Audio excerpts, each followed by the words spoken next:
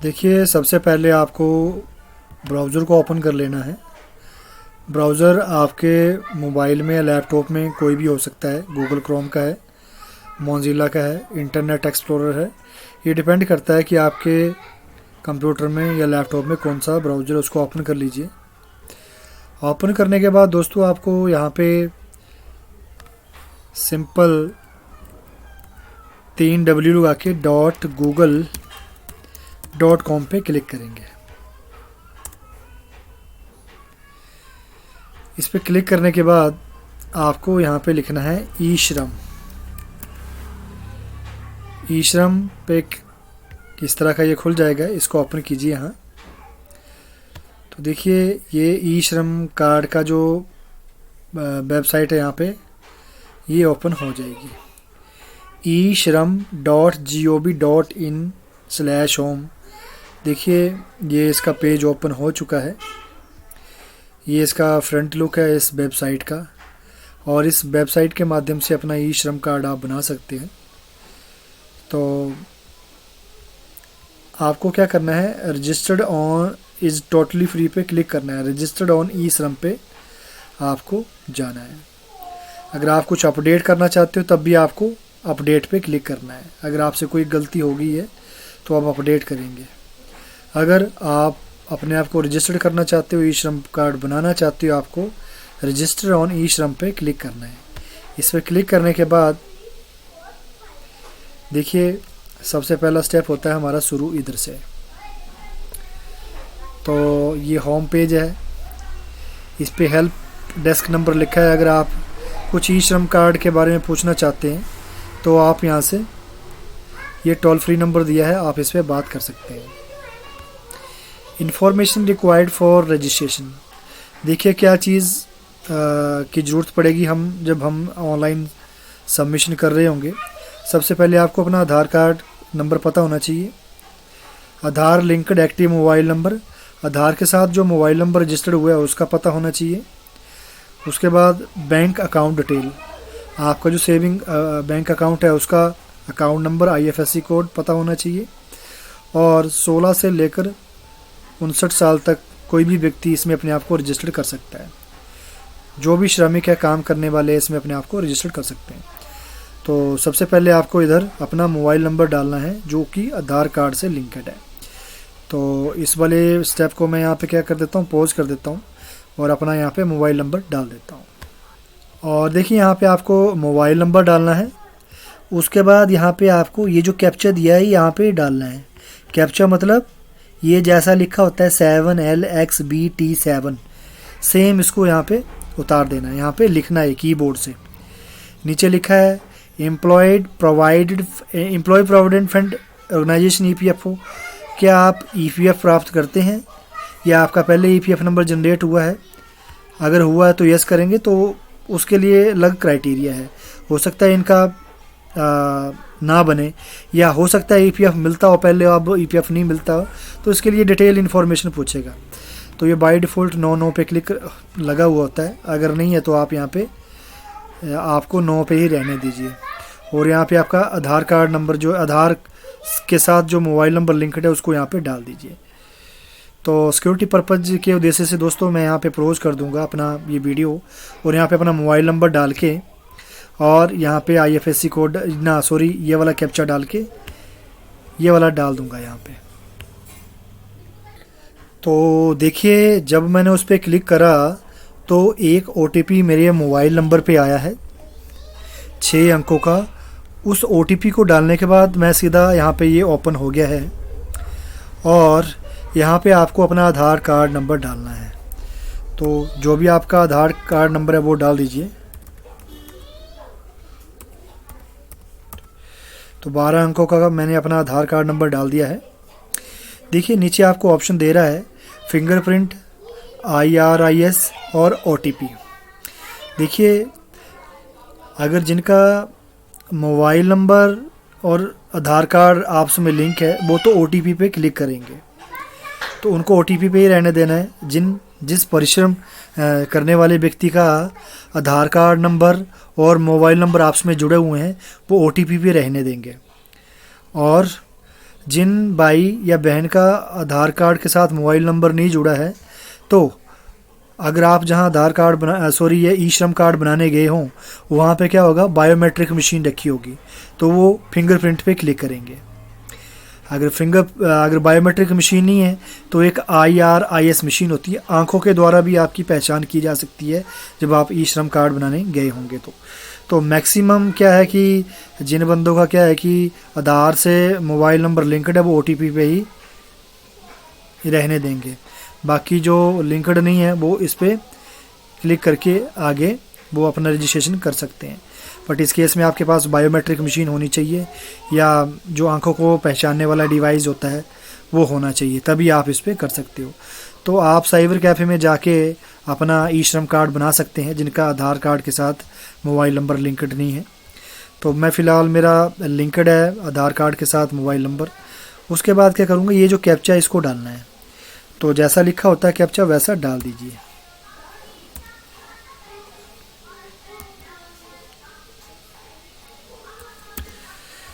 और ये captcha same डालने के बाद इस आई एग्री पे क्लिक कर दी। जैसे ही आई एग्री पे क्लिक करेंगे आप, ये हाईलाइट हो जाएगा। तो जैसे ही सबमिट करेंगे मेरा रिकॉर्ड यहाँ पे खुल जाएगा।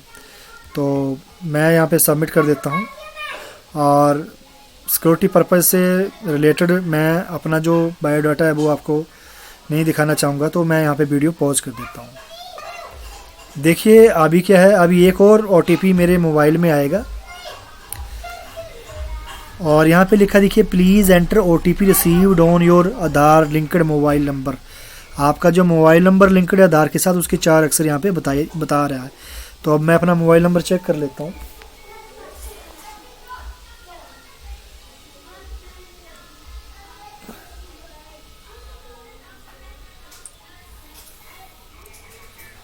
तो देखिए मेरे मोबाइल नंबर पे OTP आ चुका है, तो मैं उस OTP को डाल देता हूँ यहाँ पे।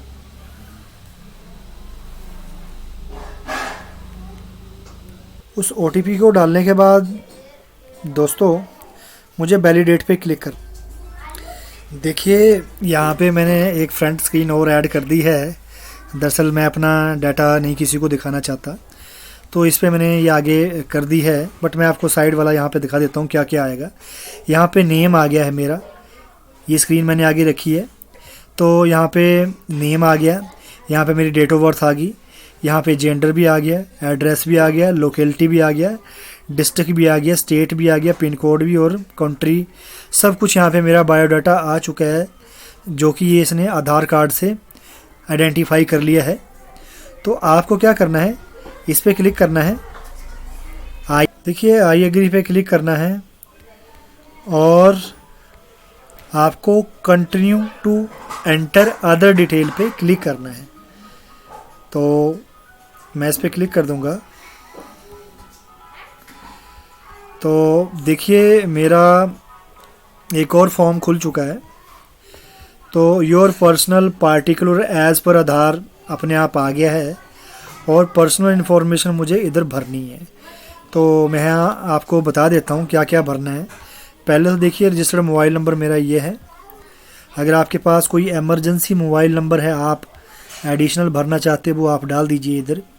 अदरवाइज़ नहीं भी भरते हो तो ये एक्सेप्ट कर लेगा। देखिए क्यों कर लेगा एक्सेप्ट, जहाँ पे ये रेड स्टार सा लगा होता है ना, ये वाली फील्ड भरनी ही है।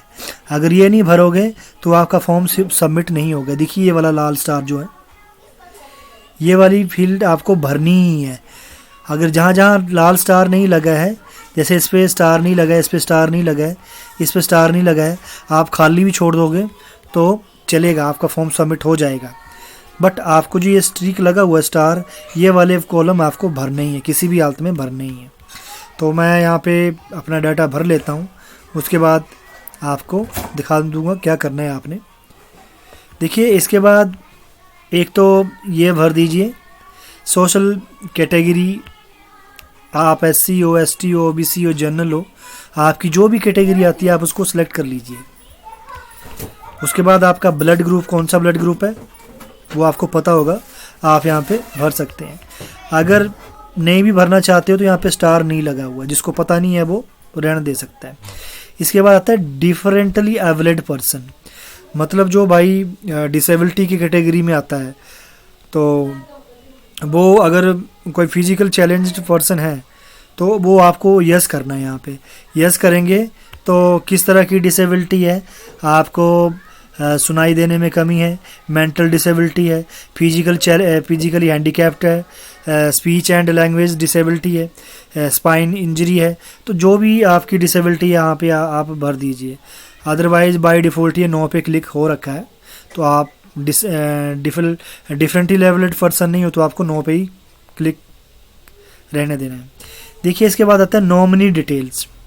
नॉमिनी डिटेल में क्या है, जो आप नॉमिनी बनाना चाहते हो उसका नाम लिख दीजिए यहाँ पे। नॉमिनी डेट ऑफ बर्थ, उसकी डेट ऑफ बर्थ होनी चाहिए, और जेंडर, वो जो नॉमिनी क्या है, मेल है फीमेल है। रिलेशनशिप विद यू, तो जैसे मेरा ई श्रम कार्ड बन रहा है तो जो नॉमिनी है मेरा क्या लगता है, पुत्र लगता है कि पुत्री लगती है कि वाइफ लगती है, तो वो आपको रिलेशन भी यहाँ पे लिखना है। तो फ़िलहाल के लिए आप जिसका भी नाम लिखोगे, देखिए जब आप नॉमिनी भरोगे तो नॉमिनी केस में यहाँ पे नॉमिनी का नाम आएगा, उसकी डेट ऑफ बर्थ आएगी। नॉमिनी क्या है, नॉमिनी मेल है या फीमेल है। अगर मेल होगा तो मेल से, अगर नॉमिनी मेल है और रिलेशनशिप विद यू आपका क्या लगता है, हस्बैंड है, सन है, फादर है, ग्रैंडफादर है, अडॉप्टेड सन है या डिपेंडेंट ब्रदर है, तो ये सन है, तो यहाँ पे सन लिख दीजिए। अगर यहाँ पे मान के चलिए नॉमिनी जो होता फीमेल होता तो आपको जेंडर फीमेल करते, तो फीमेल के केस में आपको यहाँ पे ये डॉटर है, मदर है, ग्रांड मदर है, अडॉप्टेड डॉटर है, तो यहाँ फीमेल से रिलेटेड जो भी रिलेशनशिप विद आपके बनते हैं तो आप यहाँ पे लिख देते हैं। तो फ़िलहाल के लिए मैं यहाँ पे मेल करूँगा नॉमिनी को, और ये सन है। और गार्डियन नेम, गार्डियन नेम मतलब आपका ये पुत्र है तो गार्डियन मैं ही बनूंगा इसका, तो मैं अपना नाम यहाँ पे लिख दूंगा। गार्डियन एड्रेस, मेरा जो एड्रेस है वो मैं लिख दूंगा यहाँ पे। गार्डियन डेट ऑफ बर्थ, और गार्डियन डेट ऑफ बर्थ यहाँ पे लिखी जाएगी, मतलब मेरी ही यहाँ पे डेट ऑफ बर्थ लिखी जाएगी। तो गार्डियन मतलब मुझे ही बनना है, या मैं इसकी माता को भी बना सकता हूँ, तो आप देख लीजिए अपनी सिचुएशन, उसके हिसाब से यहाँ पे लिख दीजिए। तो मैं यहाँ पे पॉज कर देता हूँ। देखिए इसको भरने के बाद आपको यहाँ सेव एंड कंटिन्यू पे क्लिक करना है। देखिए सेव एंड कंटिन्यू पे क्लिक करने के बाद अगला जो फॉर्म है एड्रेस का, वो यहाँ पे खुल जाएगा। तो आपको यहाँ पे देखिए रेजिडेंटल एड्रेस में होम, आप कहाँ के रहने वाले हैं आप, तो यहाँ पे डिस्ट्रिक्ट लिख दीजिए। स्टेट स्पेसिफिक आईडी, ये मैंडेटरी नहीं है तो इसको छोड़ दीजिए, तो आईडी का पता नहीं है क्या है तो आप छोड़ दीजिए इसको। इसके बाद आपका देखिए अगर करंट एड्रेस है, कई बार क्या होता है कि हम कमाई के पर्पज़ के लिए हम अपना जो होम एड्रेस है, परमानेंट एड्रेस, उसको छोड़ के जो आपका टेम्परेरी एड्रेस है जहाँ पे आप अभी रह रहे हैं वहाँ का एड्रेस लिख दीजिए इसमें। दूसरा है कि करंट एड्रेस, आप कहाँ के कहाँ रहते हो आप, शहर में या ग्रामीण में, तो हाउस नंबर लिख दीजिए, लोकेलिटी लिख दीजिए, स्टेट, डिस्ट्रिक्ट और अपना सब तहसील, पिन कोड इत्यादि सब कुछ लिख दीजिए। और इस घर में यहाँ पे करंट लोकेशन में कितने सालों से रह रहे हैं। दूसरा है परमानेंट एड्रेस, जो परमानेंट एड्रेस है आपका वो आपको यहाँ पे लिखना है। तो परमानेंट एड्रेस भी कहाँ है आपका, शहर में है या गांव में है, तो आपको यहाँ पे लिखना है। तो मैं एड्रेस वगैरह लिख लेता हूँ, और इसको लिखने के बाद दोस्तों आपको सेव एंड कंटिन्यू पे क्लिक करना है।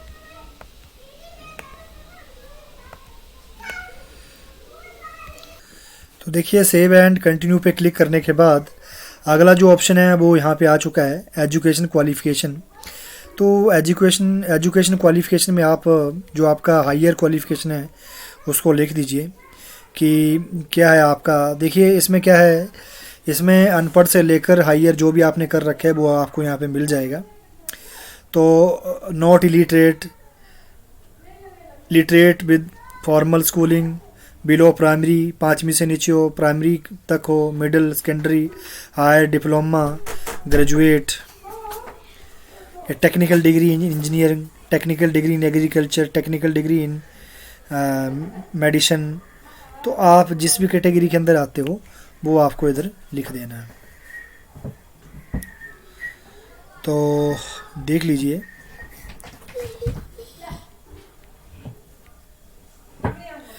तो technical degree in other subject में लिख देता हूँ मैं, क्योंकि मेरा आईटी में डिग्री है तो मैं technical degree in other subject पे क्लिक कर देता हूँ। अगर तो आपके पास सर्टिफिकेट है वो लगा दीजिए, अगर नहीं है तो उसको रहने दीजिए। तो यहाँ पे जो सर्टिफिकेट है अगर आपके पास है तो लगा दीजिए, अदरवाइज़ नहीं है तो रहने दीजिए। मंथली इनकम स्लैब, देखिए आप महीने का कितना कमाते हो।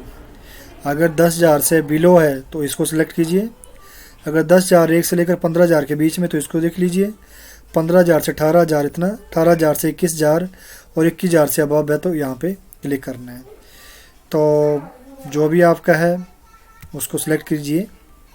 इनकम सर्टिफिकेट, यहाँ पे आपको क्या भरना है, देखिए यहाँ पे नोट दिया है, the NCO code have been changed on 25/11/2021। देखिए यहाँ पे दरअसल कोड दिए गए हैं कि किस कोड का, कौन सा श्रमिक का क्या डेजिग्नेशन है। अगर आपको वो कोड प्राप्त करने हैं तो आपको इस PDF फाइल को डाउनलोड करना है। तो क्लिक हेयर पे क्लिक कीजिए। देखिए डेजिग्नेशन दिए गए हैं, जो अनऑर्गेनाइज्ड वर्कर है, जो श्रमिक है, उनका यहाँ पे उनका डेजिग्नेशन दिया गया है और वो कौन कौन से व्यक्ति है जो ई श्रम कार्ड बना सकते हैं। पूरी डिटेल आपको इस पे क्लिक करने के बाद आपको एक PDF फाइल डाउनलोड होगी। क्लिक हेयर पे क्लिक करेंगे तो वो मिल जाएगी। तो फ़िलहाल के लिए मैंने वो डाउनलोड कहा है। देखिए इंफॉर्मेशन एंड टेक्नोलॉजी से रिलेटेड है, यहाँ पे आ रहा है इंफॉर्मेशन कम्युनिकेशन। तो देखिए lineman, telephone and telegraph, set top box installer, field technician computing and peripherals, installation technician computing and peripherals, field technician, smartphone repair technician. तो आप यहाँ पे अपना जो है वो आप यहाँ पे सर्च कर सकते हैं। ये वाली सर्च करनी है, जैसे field technician networking and storage, जैसे आईटी की डिग्री में ये मुझे मिलता जुलता आ रहा है। तो आपके जो लास्ट वाले हैं ये आपको यहाँ पे टाइप करने हैं। तो फील्ड जैसे ही लिख रहा तो यहाँ पे आप अपने आप ही आ गया, field technician computing and peripherals, field technician networking and storage. तो इसको मैं सिलेक्ट कर लेता हूँ। तो यहाँ पे देखिए नीचे आ गया। इसके बाद देखिए, इसके बाद क्या है, working experience in primary occupation. देखिए इनमें कितने सालों का एक्सपीरियंस है। तो यहाँ पे आपका जो भी एक्सपीरियंस है वो आप लिख दीजिए। सेकेंडरी ऑक्यूपेशन, अगर आप सेकेंडरी ऑक्यूपेशन भी लिखना चाहते हो तो लिख सकते हो। वैसे ये मैंडेटरी नहीं है, इसके ऊपर स्टार नहीं लगा है। तो इसके ऊपर जैसे ये स्टार लगा है ये तो भरना ही था, बट सेकेंडरी ऑक्यूपेशंस अगर यहाँ पे स्टार लगा होता तो आप भर सकते थे। बट अगर आप भरना चाहते हो तो भर दीजिए एग्रीकल्चर।